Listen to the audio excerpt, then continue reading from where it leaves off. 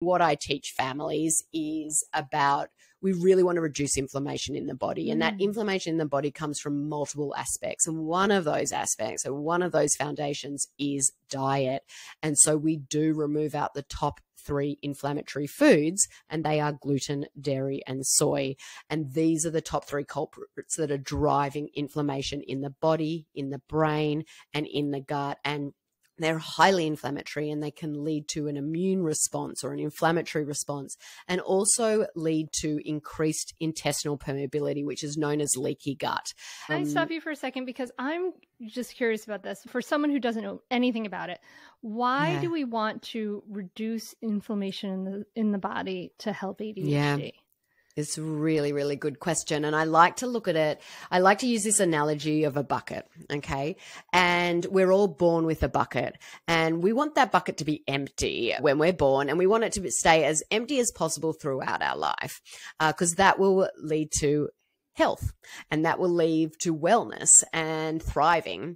And so, when we're born, if someone has had a bad pregnancy, that kid's bucket might have a little bit of gunk in it already when it's born. My son, for example, he went straight into the NICU. He had premature lung disease. He was on a CPAP machine, and he was given medication and antibiotics. And so when he came home, his bucket was probably already a quarter full.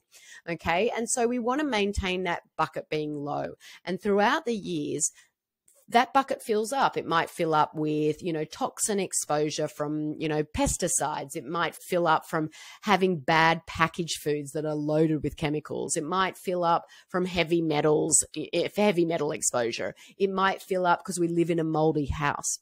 Now, some people, their body works really well and can empty their bucket along the way and keep it low, even if they're exposed to these things, because they've got optimized detoxification pathways.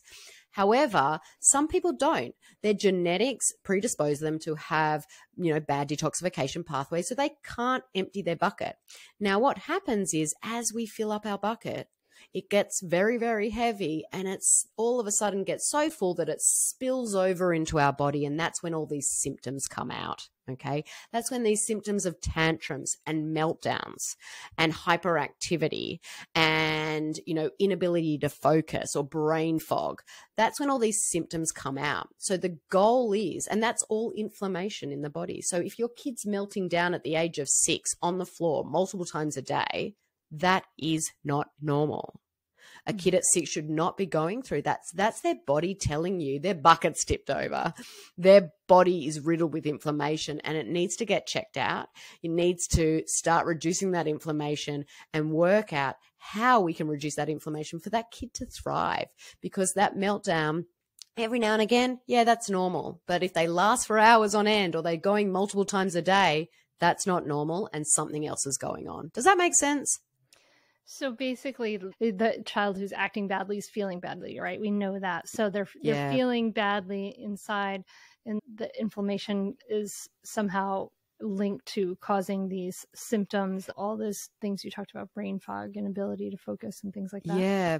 But way more than that. I'm just focusing it on ADHD, though that inflammation is driving disease.